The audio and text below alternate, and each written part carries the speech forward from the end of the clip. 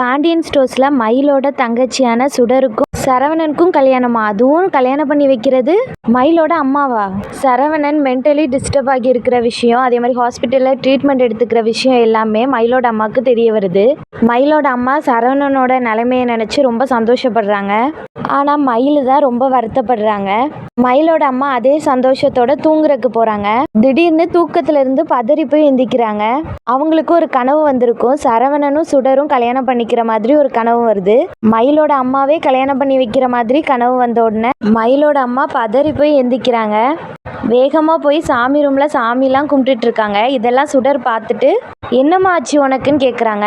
நான் ஒரு கெட்ட கனவு கண்டேன். உனக்கும் அந்த சரவணனுக்கும் கல்யாணம் ஆகுற மாதிரி எனக்கு கனவு வந்துச்சு. இந்த பாரு சுடர், நீ கண்டிப்பாக குமரவேலை தான் கல்யாணம் பண்ணிக்கணும். அந்த பாண்டியன் ஸ்டோர்ஸ் குடும்பம் நமக்கு தேவையே இல்லை. அவங்கள விட பணக்காரங்க அப்படின்னா குமரவேல் குடும்பம் தான். நீ குமரவேலை தான் கல்யாணம் பண்ணிக்கணும். நானே சொன்னாலும் நீ குமரவேலை தான் நீ கல்யாணம் பண்ணிக்கணும் கண்டிப்பான்னு சொல்கிறாங்க.